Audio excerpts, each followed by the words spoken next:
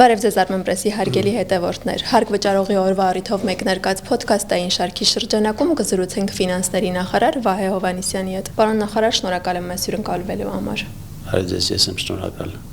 Պարոն Հովհաննիսյան, պետբյուջեի նախագծի հիմքում ի սկզբանե դրվում են հարկային եկամուտների որոշակի ցուցանիշներ։ 2024 թվականին հարկային եկամուտները եւ պետական տուրքերն իրականացվել են 92.7%-ով, ընդհանուր առմամբ հավաքագրվել են 2 տրիլիոն 370 միլիարդ դրամի հարկեր։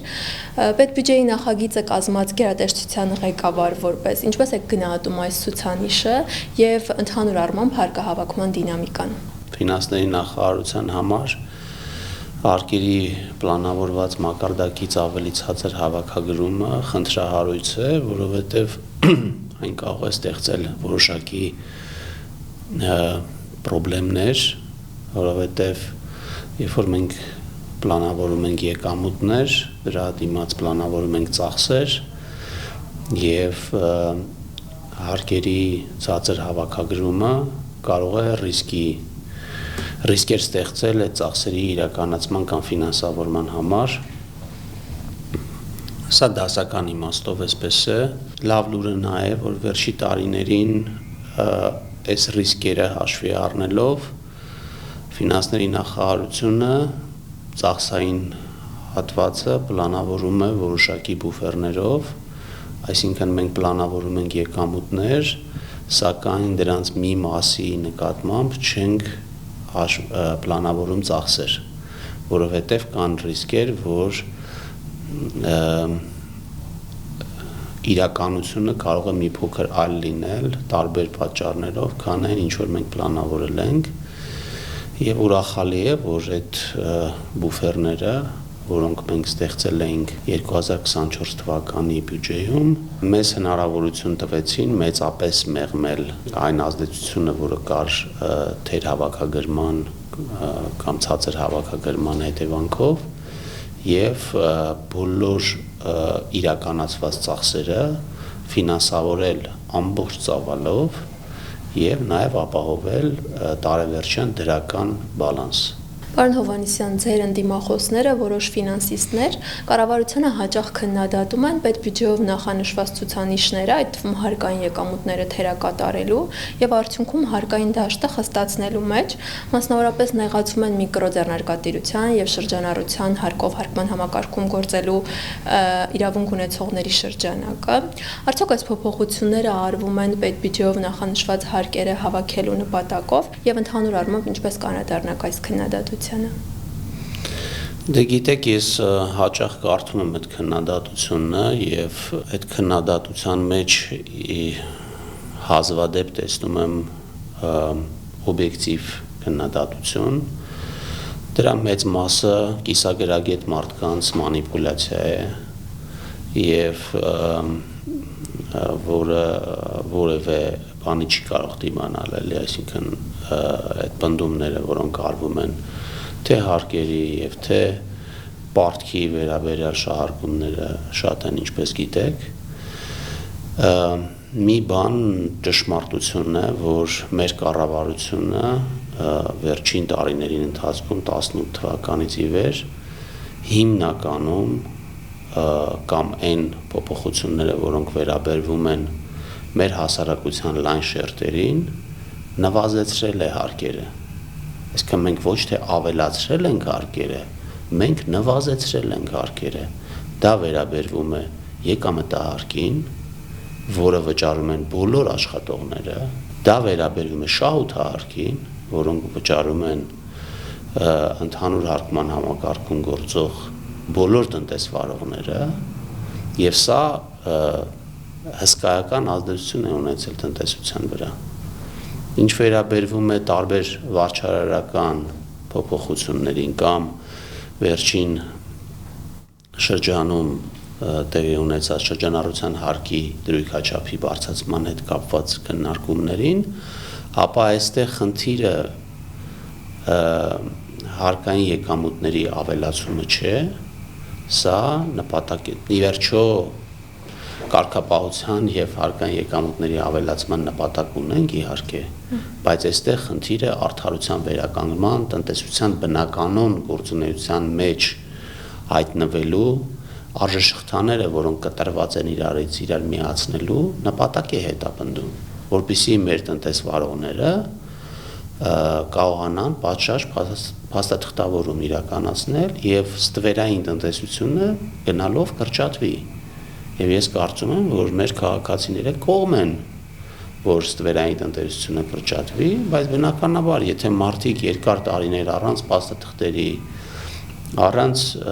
ՀԴՄ կտրոն տպելու, առանց հարկեր վճարելու աշխատել են, հիմա իրենց համար շատ ցավոտ է, որ մենք տարբեր կողմերից սահմանափակում ենք այս հնարավորությունը, որովհետև սահմանում ենք ընդհանուր խաղի կանոններ բոլոր բիզնեսով զբաղվողների համար եւ մեր երկրում կարծում ենք, որ բիզնեսով զբաղվելը պետք է լինի քաղաքակիրթ, մեր բիզնեսով զբաղվող մարդիկ պետք է ժամանակ ծախսեն իրենց գիտելիքները եւ բիզնեսը վարելու հմտությունները բարելավելու ուղղությամբ եւ եթե իրանք մի քիչ դա անեն, ապա այն բոլոր փոփոխությունները, որը մենք իրականացրել ենք, դա իրենց համար որևէ բարդություն չի ստեղծի, ավելին այս փոփոխությունների հետևանքով այդպիսի տնտեսվարողները նույնիսկ կարող են նվազեցնել իրենց վճարվող հարկերի ծավալը եւ դրա համար օրինակ երբ որ խոսում ենք հարկերի բարձրացման մասին, ես օրինակ շրջանառության հարկի դրույքաչափի բարձրացում թեև տեղի է ունեցել, բայց այստեղ քանի որ նվազեցման հնարավորությունները մեծացել են, ես չէի անվանի հարկերի բարձրացում։ Հարկերի բարձրացում տեղի է ունեցել միայն ակցիզային հարկի մասով, որը վերաբերվում է ոգելից խմիչքների, ծխախոտի եւ այսինքն վնասակար սպառման ուղղված հարկերը, որոնք բավականին ցածր էին մեր երկրում, դրանք բարձրացվել են, որի վերաբերյալ որևէ բողոք կամ քննադատություն ես չեմ լսել։ Պարոն նախարար, առաջին ընթերցման ընդունված նախագծով նախատեսում էի գործունեության ավելի լայն տեսակներ, որոնք պետք է դուրս գային շրջանառության հարկի համակարգից, սակայն երկրորդ ընթերցմամբ նեղացրեցիք այս շրջանակը։ Այդ դեպքում ինչու կատարվեց այդ փոփոխությունը, արդյոք մտահոգություններին, դժգոհություններին ականջալուր եղաք։ Ցանկացած նախագիծ ընդունելուց առաջ թե ազգային ժողովում եւ թե ֆինանսների նախարարությունում տեղի ունենում տարբեր ձևաչափերով քննարկումներ տարբեր ոլորտների հետ։ Մենք սկզբից ինչ որ պատկերացումներ ունեինք, որովհետև իրականում տեսեք, երբ որ մենք ունենք այսպիսի իդեալիստական մոտեցումներ արդարությունը ամբողջությամբ վերականգնելու, դա հնարավոր չի։ Եթե դու փորձում ես միտեղ արդարությունը վերականգնես, ինչ որ միտեղ ստեղծում ես մի այլ անարդարություն։ Այստեղ ամբողջ հարցը նրանում է, թե ավելի բարձր մակարդակի հանրության շահի տեսանկյունից, որ անարդարությունն է ավելի թույլատրելի կամ ավելի քիչ վնասակար։ Եվ այստեղ միանշանակ լուծումներ չկան, դրա համար կան բացվում է քննադատության շատ տեղ, որովհետև ցանկացած բան ինչ որ միտեղ, ինչ որ մի բան սխալ է, բայց մյուս տեսանկյունից մի ուրիշ բան կարող է ավելի սխալ լինել։ Եվ այս քննարկումների արդյունքում մեր նաև ազգային ժողովի գործընկերների հետ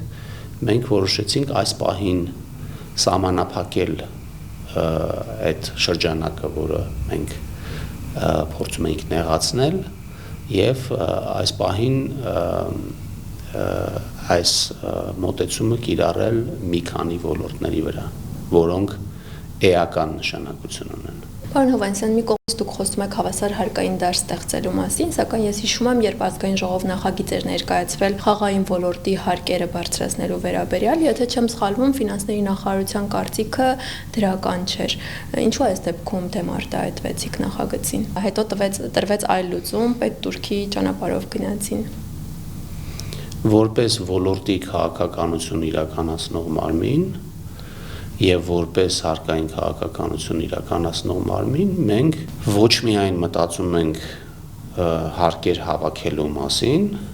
այլ նաեւ մտածում ենք այդ ոլորտի զարգացման մասին կամ այդ հարկերի հավաքման պոտենցիալի մասին։ Հիմա օրինակ եթե ասենք Իսկ կարող ենք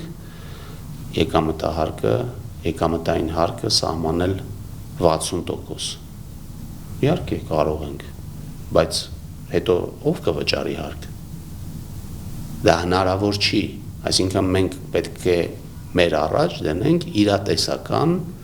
նպատակներ եւ մեր կարծիքով այդ չափով բարձրացումը կբերեր այդ ոլորտում էական տեղաշարժերի, որը նույնիսկ չէր երաշխավորի այդ չափով, այն նույն չափով, ինչ որ մենք հավաքում էինք, այդ չափով հարկահավաքումը։ Եվ ըստ էության մենք ինչ արեցինք, մենք կրկնապատկեցինք Թուրքի մեծությունը։ Եվ սա շատ էական բարձրացում է, բայց մենք մեր կարծիքը այն էր, որ 10 անգամ բարձրացնել անհնար է, որովհետև դա մի քանի բանի մասին խոսեր։ Այսինքն սա զուտ մեր եկամուտների նկատմամբ հոգատարության եւ ոլորտի բնականon գործունեության նպատակ էր հետապնդում։ Ընդ որում, եթե մենք հարկերը բարձրացնենք ինչ որ ոլորտում չափից շատ, մենք կարող է ոչնչացնենք այդ ոլորտը, իսկ խաղային ոլորտի դեպքում մենք շատ լավ գիտենք, որ այդ բարձրացումները կամ արգելքները, տվյալ դեպքում բարձրացումը կնշանակեր արգելք, ուղղակի բերում են ստվերի մեծացմանը, որովհետև խաղային ոլորտը այլևս մեծամասամբ թվայնացված է եւ շատ երկրներ, ովքեր արգելել են խաղերը, այդ երկրում շատերը շարունակում են այդ խնդրով տառապել։ Պարոն Հովհաննիսյան, անդրադառնանք նաև կապիտալ ծախսերին։ Կառավարությանը նաև հաճախ քննադատում են կապիտալ ծախսերի թերակատարման մեջ, նաև քննադատում են պետբյուջեի միջոցներով իրականացվող ծրագրերի ձգձգման, այդ միջոցների ոչ արդյունավետ կառավարման մեջ։ Մասնավորապես նախորդ տարի պետք է ներդրվեր առողջապահության ապահովագրության համակարգը, միջոցներ էին հատկացվել, սակայն ինչպես գիտենք, միջոցները չեն ծախսվել, համակարգը չի ներդրվել։ Կխնդրեմ ներկայացնեք ձեր կարծիքը, թե ինչքանով են արդյունավետ իրացվում, օգտագործվում պետբյուջեի միջոցները եւ ինչքանով են արդյունավետ իրականացվում ծրագրերը։ Գիտեք, արդյունավետությունը անսահման մեծություն է, այսինքն արդյունավետությունը երբեք չի հասնում արդյունավետության։ Այսինքն մենք չգիտենք այդ որն է այդ արդյունավետության բարձրագույն մակարդակը, որին պետք է հասնենք։ Դա հավերժ գործընթաց է։ Եվ եթե հարցը այսպես դնենք, ես կասեի, որ մեր բյուջեն որպես արդյունավետ ծախսեր իրականացնող քաղաքականություն ինքը բավականին արդյունավետ է համեմատած նախորդ ժամանակաշրջանների հետ։ Մենք ամեն տարի փորձում ենք զգալի բարելավում իրականացնել այդ արդյունավետության մեջ։ Իհարկե, այդ տեսական իդեալից շատ հեռու ենք։ Եվ այո, կարելի է այդ հեռավորության համար բազմաթիվ բաներ ասել, որ կարելի էր մի բան այսպես անել, այո, կարելի էր, բայց եթե այդպես խոսենք, օրինակ ես կարող եմ ասել, որ ամեն տարի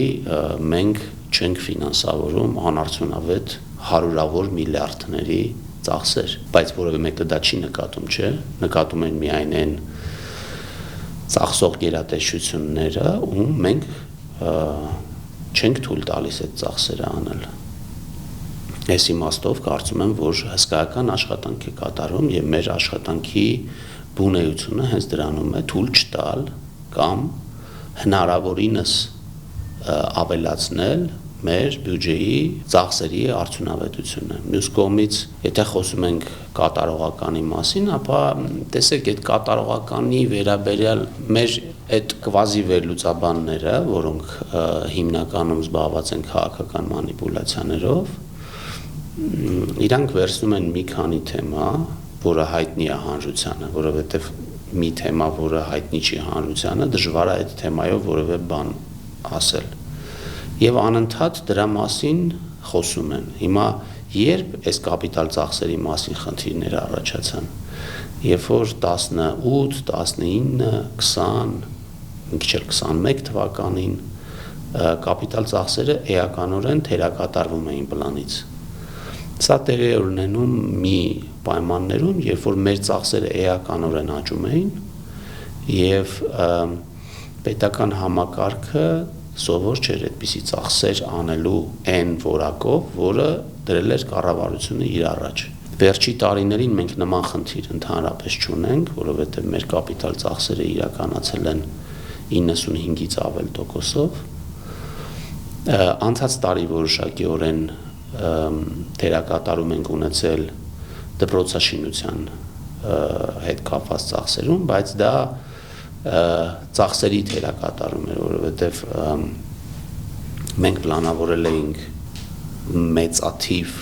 դպրոցների շինարարության մեկնարկ եւ պլանավորել էինք դրա համար կանխավճարներ, որ պետք է տրամադրեինք կառուցապատողներին, շինարարներին։ Այդ պայմանագրերի շնորհումից հետո այդ շինարարների մի զգալի մասը հրաժարվեցին կանխավճարից։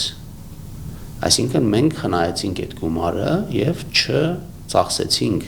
դա չի նշանակում, որ հետագա փուլերում մենք դա չենք ծախսելու, որովհետեւ կա շինարարության արժեք եւ 24 թվականի կապիտալ ծախսերի թերակատարման մի զգալի մասը պայմանավորված էր հենց սրանով։ Եվ կանխավճարներից հրաժարվելով, այսինքն որ այդ կանխավճարները չտվեցինք, նույնիսկ որոշ դեպքերում, օրինակ, եթե խոսում ենք դպրոցաշինության ծրագրի մասին, այս տարվա մեր գործընկերները մեզ ասում են այն 100 միլիարդ դրամը, որը մենք նախատեսել ենք դպրոց կառուցելու համար, կարող է ինչ որ չափով չբավարարել ամբողջ ծավալով իրականացնելու այն տեմպը, որը մենք արդեն հավաքել ենք, այդ գումարները կարող է որոշակիորեն չբավարարել։ Այդ արդյունավետության բարձրացման հարցն էլ ինքը այդքան մեկ հարթության վրա չի, այսինքն դա պայմանավորված է բազմաթիվ երևույթներով, բազմաթիվ գործոններով, որոնք միաժամանակ պետք է լուծվեն, որովհետեւ մենք կարողանանք արդյունավետության ինչ-որ մի մակարդակից անցում կատարենք մի ուրիշ մակարդակի։ Պարոն Հովհաննիսյան, ոչ միանշանակ ընդունվեց նաև եկամուտների համընդհանուր հայտարարագրման համակարգը, մտահոգություններ հնչեցին, որ ծրագրի նպատակը քաղաքացիների եկամուտները վերահսկելն ու դրանք հարկելն է։ Կխնդրեմ անդրադառնաք այս մտահոգություններին եւ եւս մեկ անգամ ներկայացնեք այս նախագծի ծրագրի հիմնական նպատակն ու ակնկալվող արդյունքները։ Իրականում, եթե այդ պնդումը ճիշտ լիներ, ինչը որ դուք ասեցիք, այսինքն որ մենք նպատակ ունեինք հարկեր ավելացնել սրանով, մենք պլանավորած կլինեինք հարկեր դրա համար։ Եթե դուք ուսումնասիրեք բյուջետային փաստաթուղթը կամ այդ որոշումը, կամ այդ որոշման հիմնավորումները, դուք կտեսնեք, որ այդտեղ հավելյալ եկամուտներ պլանավորված չեն, որովհետև հիմնական նպատակը եկամուտ հավաքելը չէր։ Հիմնական նպատակը տեղեկատվություն հավաքելն է, ունենալ անալիտիկ տեղեկատվություն մեր քաղաքացիների եկամուտների մասին, որպեսզի կարողանանք ավելի արդար եւ ավելի ճիշտ ձևով իրականացնենք հարկային եւ ինչու՞ չէ նաեւ սոցիալական քաղաքականություն, որովհետև այդ սոցիալական քաղաքականությունը նաև կապված է մարդկանց եկամուտների մակարդակի հետ, այսինքն մենք ուսումնասիրում ենք, թե ամեն քաղաքացի ինչպիսի եկամուտներ ունի եւ դրանով որոշում ենք ինքը աջակցության կարիք ունի, թե ոչ, որովհետև մենք հիմա ունենք ոչ թե մեծ հաշվով եկամտային հարկ, այլ աշխատավարձի հարկ։ Մարդկանց եկամուտները ընդհանուր առմամբ չեն հայտարարագրվում, չգիտենք այդ եկամուտների մասին, միայն գիտենք աշխատավարձի մասին։ Սա մի հարթակ է, որտեղ մարդիկ հայտարարագրում են իրենց եկամուտները, ընդ որում դա նոր բան չենք հնարել, այս համակարգը մեր հարկային օրենսգրքում եղել է շատ վաղուց, մենք ուղղակի ստեղծել ենք տեղեկատվական հարթակ, որտեղ մարդիկ շատ մատչելի ձևով կարող են իրենց եկամուտների մասին տեղեկատվություն տրամադրել պետեկամուտների կոմիտեին եւ հնարավորություն ունենալ նաեւ շատ բարձ ձևով իրենց հարկային պարտավորությունները կատարեն այնպիսի եկամուտների մաս, որոնք չեն ստանում, ասենք, հարկային գործակալի միջոցով, այսինքն օրինակ իրենց գործատուի միջոցով, ասենք մարդիկ կան, որոնք վարձով բնակարան են տալիս, մարդիկ կան, ովքեր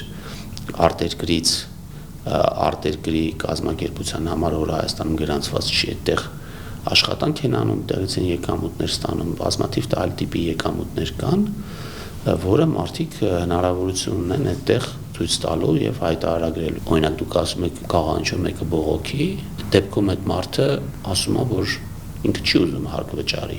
Ունի արդյոք մեր հանրությունը կոնսենսուս նրա հետ, որ վարձու աշխատողը պետք է հարկ վճարի, իսկ ոչ վարձու աշխատողը, որը կարողանում է այնպիսի եկամուտ ստանալ, որը չի երևում, ինքը հարկ չվճարի։ Ես կարծում եմ, որ այդպիսի կոնսենսուս չկա, եւ կարծում եմ, որ այս համակարգի կայացումը, որովհետեւ ինքը մի օրում չի կայանալու, մի տարում չի կայանալու, ինքը անընդհատ բարելավելու է, ինքը հնարավորություն է տալու նաեւ բազմաթիվ հետաքրքիր ծրագրեր իրականացնել։ Հիմա արդեն օրինակ մենք ունենք սոցիալական կրեդիտների համակարգը, չէ, որ այդ վճարված եկամտային հարկից մի մասը վերադարձնում ենք մեր քաղաքացիներին տարբեր կատարված ծախսերի համար։ Հիմա արդեն բազմաթիվ առաջարկներ կան, թե այլ ինչ ծախսերի համար կարելի է վերադարձնել, այլ ինչպիսի մեխանիզմներ կարելի է ներդնել։ Եւ սա տարբերակներ։ Ես ստանում եմ շատ առաջարկներ, եւ սրանք շատ հետաքրքիր են, որովհետեւ այս մեխանիզմը, երբ որ քաղաքացիներն են ծախսանում եւ պետությունը դա ֆինանսավորում է, սա մի շատ հետաքրքիր մեխանիզմ է, որը տարբեր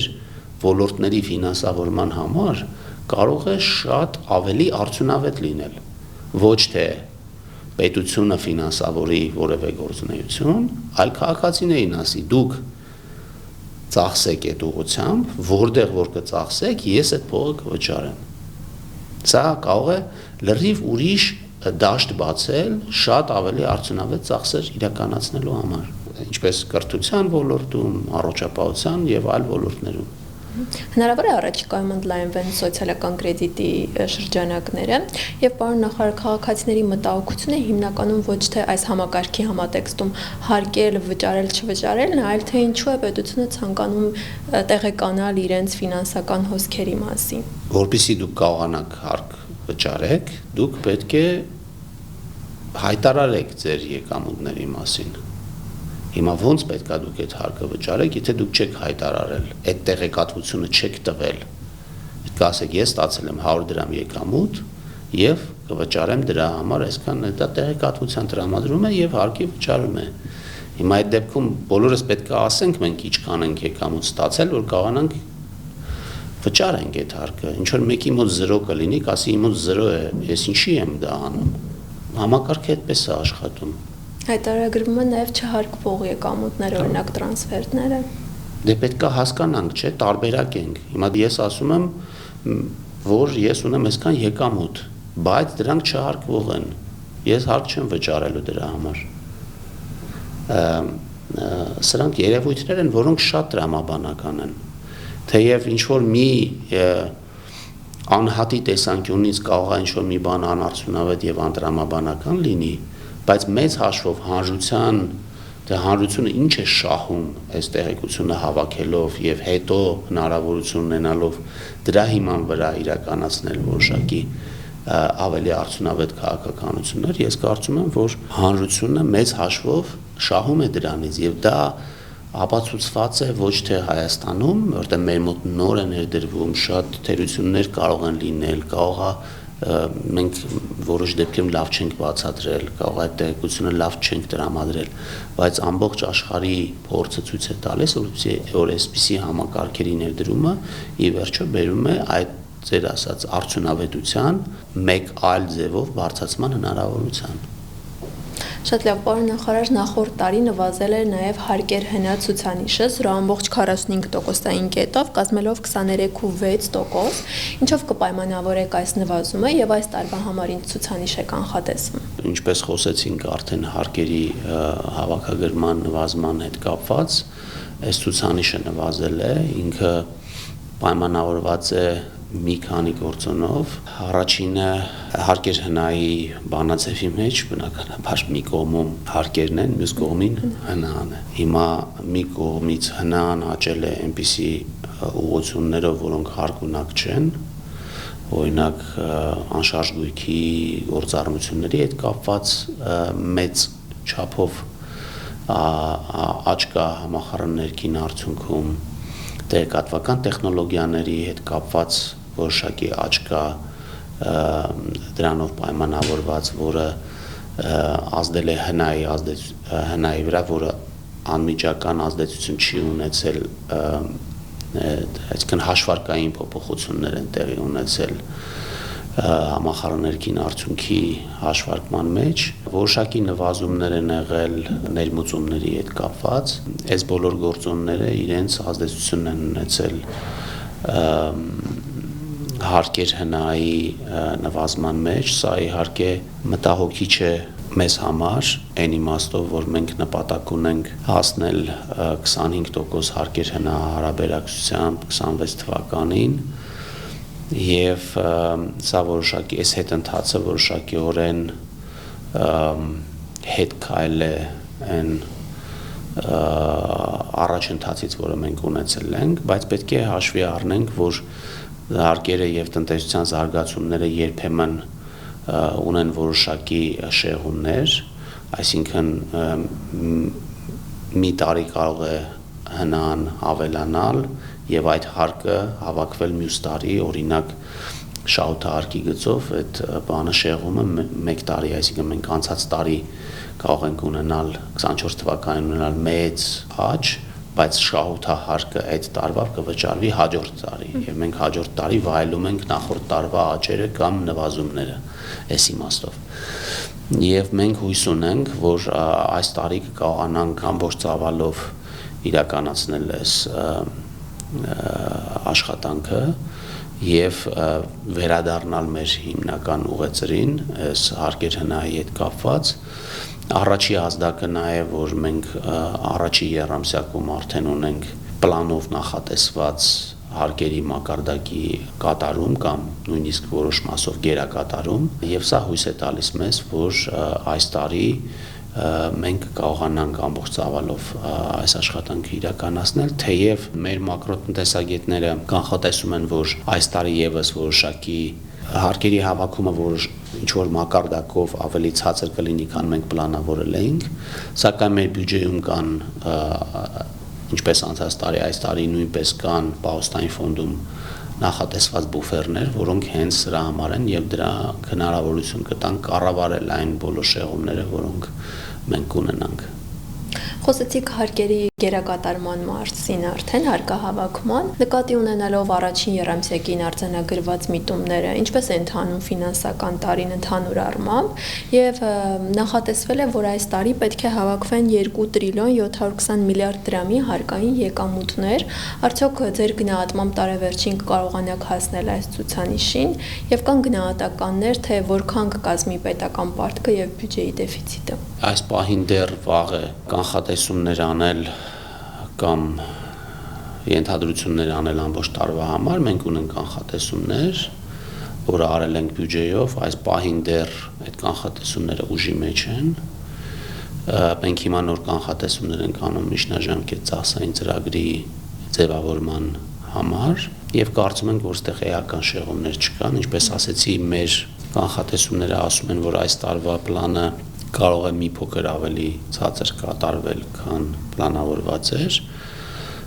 բայց այստեղ ռիսկեր չկան, որովհետև պահոստային ֆոնդում ունեն գումարներ դրա համար նախատեսված, այսինքն այդ եկամուտները, որը չեն հավաքվի,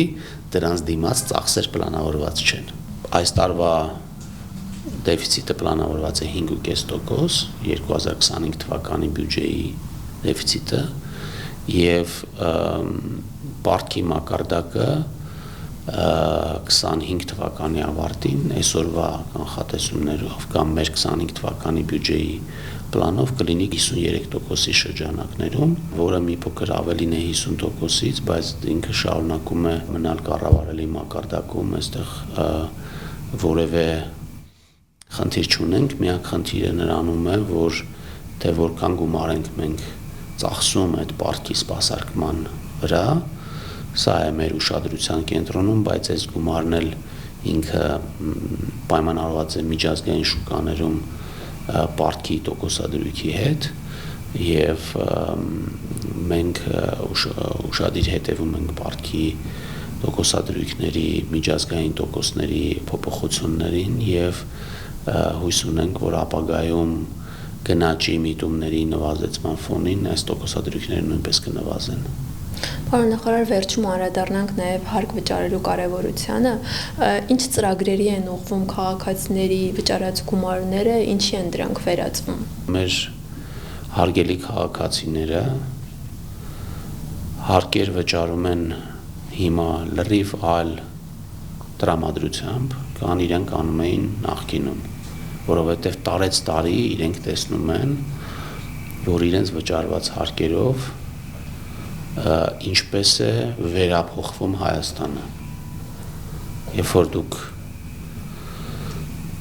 ճանապարհորդում եք Հայաստանի տարբեր քաղաքներում եւ գյուղերում, նույնիսկ անզեն աչքով նկատելի է, թե ինչպես է փոխվել ամեն ինչ։